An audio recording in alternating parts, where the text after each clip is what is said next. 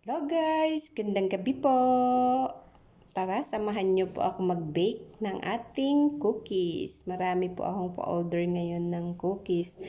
Pero naggawa lang ako ng 3 flavor. Wala ako ngayong coffee flavor, walang matcha, at walang almonds. So, ang ginawa ko lang flavor ngayon ay choco chips, chocolate, at cinnamon with jema. So, ang ginagawa po natin ngayon ay ang cinnamon with jema toppings. Ayan, makunat kasi ang aking jema, kaya nadikit po sa kutsarita.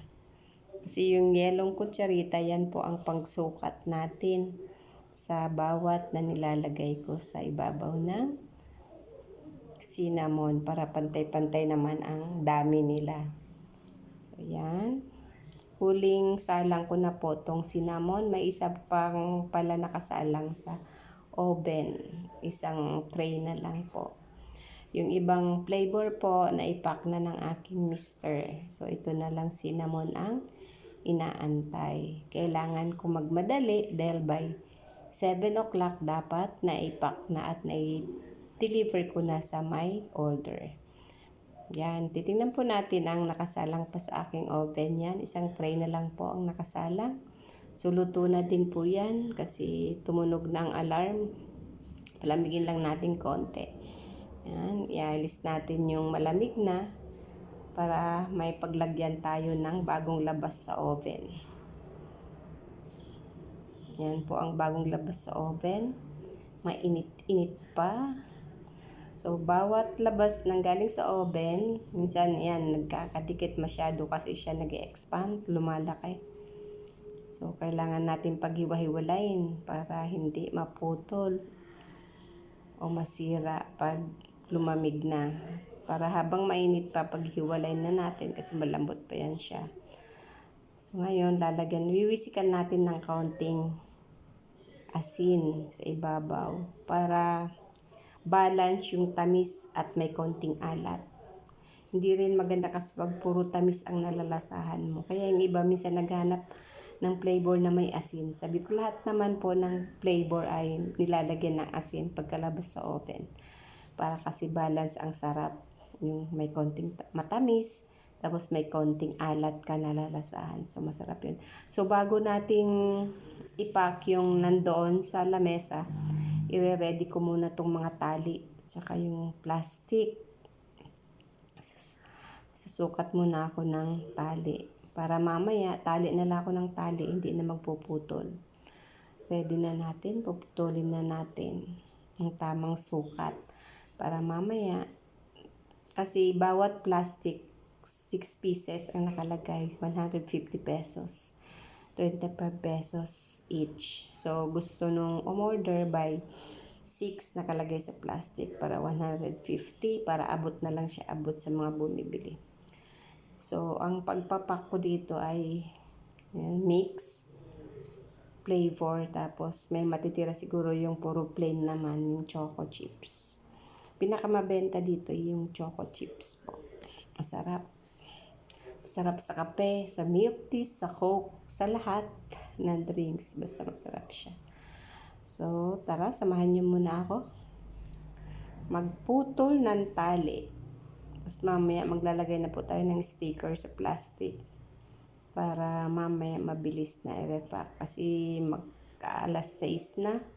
So, baka hindi aabot. Ayan po yung mga sticker. Naka-ikat ko na. So, mamaya ididikit na lang yan sa plastic. Mabuti tinulungan ako ng mister ko mag-pack ng iba. Kasi hindi ko kayanin mag-isa to dahil nag-start ako kanina after lunch. Ilang tray po yung sinalang ko, bali 122 pieces. Lahat-lahat. So 12 pieces lang per tray. So, nakailan salang ako. Ayan. Lalagyan na po natin ng sticker yung plastic para mamaya. Ang hirap din kasing tuklapin yung sticker. Kaya baka kapusin ako sa oras sa pagtanggal ng sticker. Yan. Wala kasi akong kuko. Kaya mahirap tuklapin. Tama. Hindi ko matanggal-tanggal. Kaya habang tayo nagpapalamig, sabi ko lagyan ko na ng sticker to. Para mabilis. Yan. Bawat plastic dyan, 6 pieces ang nilalagay ko.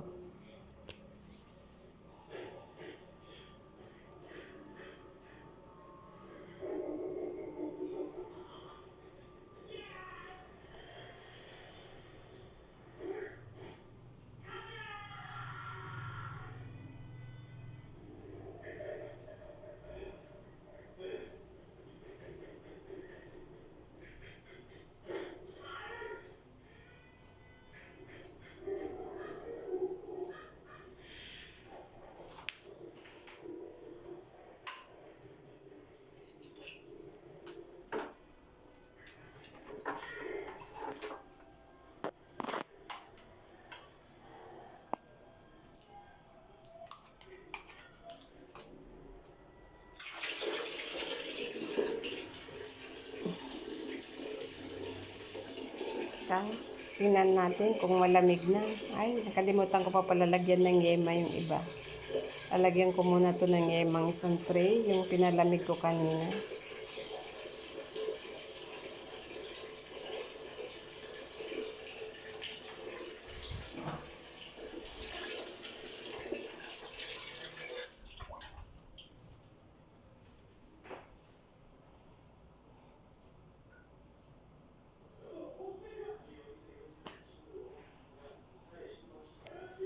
Nakakataranta pala pag maraming order. Akala ko masarap pag maraming order. Lalo na ako lang. Buti tinulungan ako ng mister ko mag-pack ng cookies. Siya nang naglagay sa plastic isa-isa. Kung hindi, siguro hindi aabot to. Kasi kailangan by 7, maibibigay ko na tong sa order kasi papasok na siya sa opisina. Pa-order niya din to sa kanyang opisina. Maraming salamat po sa nag-order ng aking cookies. Cookies ni Bunso.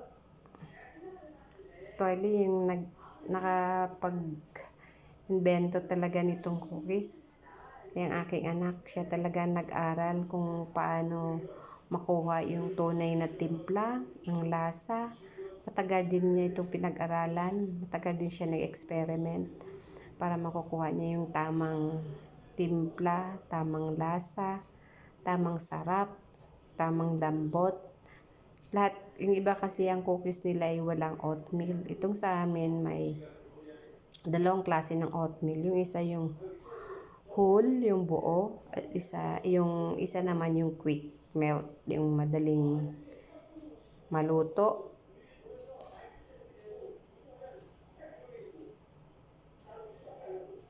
Yan, yung isa-isa pa ganyan sa plastic. Tapos, mamaya ilalagay na naman ulit sa plastic by 6. Bawat pack. Baka gusto niyo rin po ang order para sa Christmas. Maganda rin yung pangregalo. Foldable na po yan. 6 pieces, 150 pesos lang. Nakapack na sa magandang plastic. Wanda to pangregalo sa mga kaopisina. Yan ng aking asawa. Malaki ang tiyan. Labas pa ang pusod.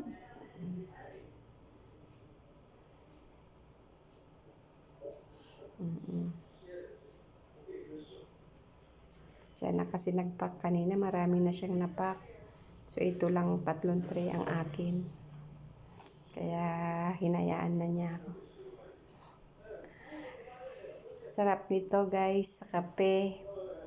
Pag gusto niyo umorder sa Pasko, sa mga okasyon, sa Valentine's, maganda rin yan pang regalo.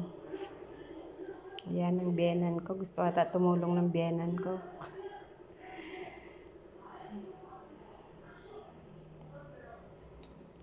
Alisan na natin ng dikit. Sasarahan na. Kasi malamig na naman. Inantay ko lang lumamig bago inalisan ng plastic. Bago isara para hindi magpawis. Para hindi madaling masira. Kahit ito 1 week, hindi siya masisira.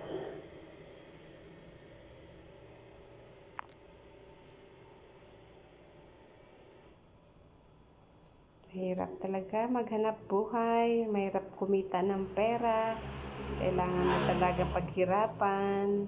Ayan, tapos na ako nagpack. Ngayon, ipapack na naman natin ng by 6 sa isang plastic.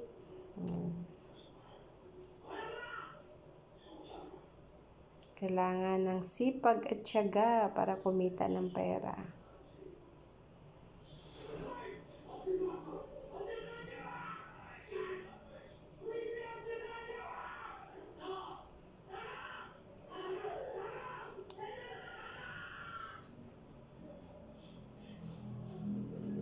Gusto ata tumulog ng aking biyenan.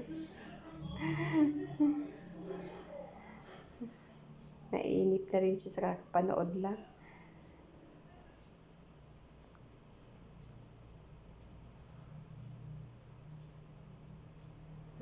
6 pieces, ganyan, oh. Ganda na yung pangregalo.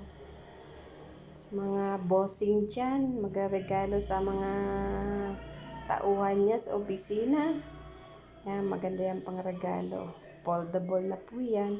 Sa ibang bake shop, ang mahal ng cookies. Sa mga binibilihan namin, minsan 60 pesos, 50 pesos, yan, 25 pesos lang, 150 lang ng 6 pieces na. Bake with love pa yan.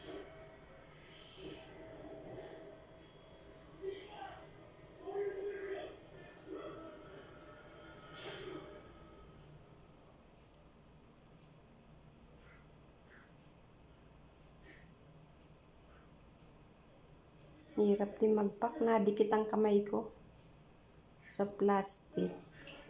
Kaya lalong natatagalan.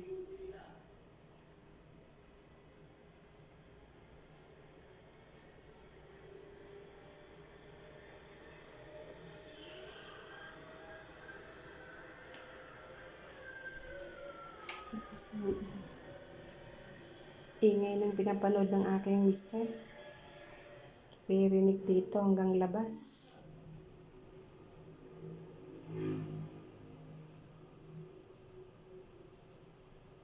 Kakadalawang balot pa lang tayo lang, guys. Thank you so much for watching. Bye-bye and God bless everyone. Thank you, thank you.